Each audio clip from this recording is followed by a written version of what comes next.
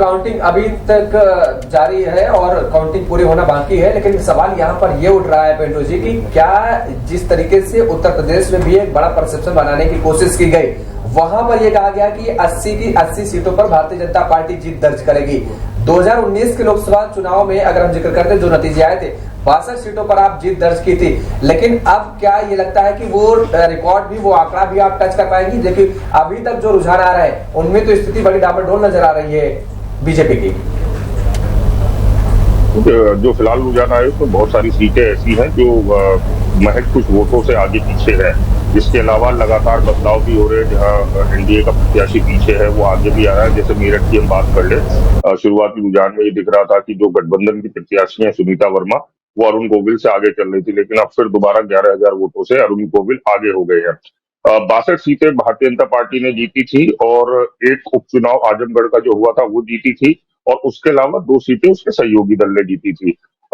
उसके अलावा जो भारतीय जनता पार्टी का दावा जिस तरीके से आप बता रहे हैं कि 80 सीटों का था, उसके पीछे कारण ये था कि 2019 में उत्तर प्रदेश में जो गठबंधन हुआ था, समाजवादी पार्टी, बहुजन समाज पार्टी और राष्ट्रीय लोकदल, ये गठबंधन एक तरीके से असंभव सा दिखने वाला गठबंधन था। कांग्रेस अलग लड़ी थी जिसको महज 6.36 वोट मिले थे। तो ऐसे में अगर भारतीय जनता पार्टी के रणनीतिकारों ने 2019 का सैंपल उठाया होगा और वो देखा होगा कि सपा को हम 6.36 जोड़ देते हैं, बसपा को उसमें से घटा देते हैं, और राष्ट्रीय लोकदल भारतीय जनता पार्टी का सहयोगी दल बन चुका है, तो इस वजह से 80 का दावा किया होगा। मैं फिर यही कहूंगा कि अभी कुछ भी कह पाना बहुत जल्दबाजी होगी, हड़बड़ी होगी। हमें एटलीस्ट 12 बजे तक का इंतजार करना चाहिए। 12 बजे तक बहुत सारी चीजें क्लियर हो जाएंगी, एक बहुत साफ तस्वीर आ जाएगी। अभी अगर कोई प्रत्याशी हजारों का मतलब है कि 40-50 हजार वोटों से अगर आगे निकल गया है तो उसकी सीट हम कंफर्म मान सकते हैं। अगर उससे नीचे कोई है तो उसकी जब तक पूरी विधानसभाओं की काउंटिंग नहीं हो जाती तब तक कुछ भी कह पाना बहुत मुश्किल है, क्योंकि हमने देखा है कई चुनाव में कि कोई प्रत्याशी 20,000 से आगे था, वो बाद में हारा। बिल्कुल, लेकिन सर यहाँ पर सवाल ये उठ रहा है, क्योंकि आपने आरएलडी का भी जिक्र कर लिया, क्योंकि आरएलडी इस बार भारतीय जनता पार्टी यानी एनडीए का हिस्सा रहा है। क्या जो नाराजगी जाट लाइन में थी या किसानों में थी, आरएलडी के एनडीए में आने से बाद वो नाराजगी खत्म हो गई थी क्या? देखिए 2019 की हम बात करें तो आरएलडी के 2 सबसे बड़े नेता चौधरी अजीत सिंह जी जो नहीं रहे इस दुनिया में, और जयंत चौधरी उनके बेटे, दोनों चुनाव हारे थे। तो ये कहना उचित नहीं होगा कि जाटों ने 2019 में आरएलडी अलग होने के बावजूद भारतीय जनता पार्टी को वोट नहीं किया था। जाट एक वोटर है भारतीय जनता पार्टी का, ये आप कह सकते हैं। तभी 2019 में अजीत सिंह और जयंत चौधरी दोनों हारे थे।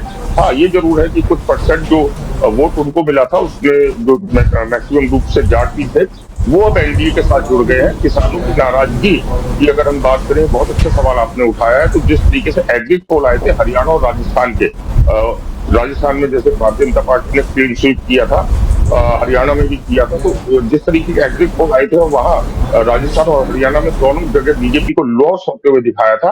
तो किसानों की नाराजगी ऐसा लगता है, या जाटों की नाराजगी जो है वो पूर्ण रूप से दूर नहीं हुई है। इन दोनों राज्यों के एग्जिट पोल देख के ऐसा लगा। तोमर जी कह रहे हैं कि साफ तौर पर जो नाराजगी थी वो पूरी तरीके से खत्म नहीं हो पाई थी। आपने आरएलडी को अपने पाले में जरूर ला लिया था, लेकिन वो नाराजगी लगातार बरकरार रही है, और अगर ये नाराजगी वोट बैंक में तब्दील होती है तो आपको नुकसान हो सकता है।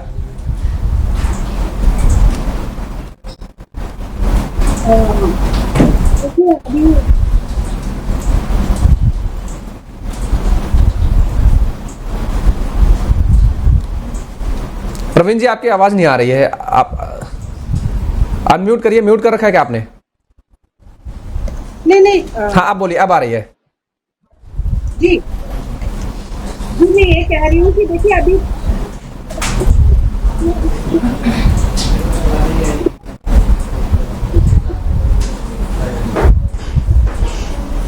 फिर आपकी आवाज आ नहीं रही है प्रवीण जी। बहुमत हम पार कर चुके हैं, बहुमत हमें मिल चुका। आगे अब हमें देखना है कि जनता का जो काम रहा है, आशीर्वाद रहा है, वो भी हम सबको अभी देखना है फाइनल काउंटिंग तक। तो फाइनल काउंटिंग के लिए अभी हमें इंतजार करना है। और रही बात किसानों की, तो देखिए कुछ किसान भले ही नाराज थे, सभी किसानों को हम इस कैटेगरी में नहीं ला सकते, कि सभी किसान नाराज थे। कुछ किसानों की वजह से जो समस्याएं थी वो आई, लेकिन उनके साथ में बीच-बीच में बैठकें भी हुई और उनके जो भी सवाल थे या प्रश्न थे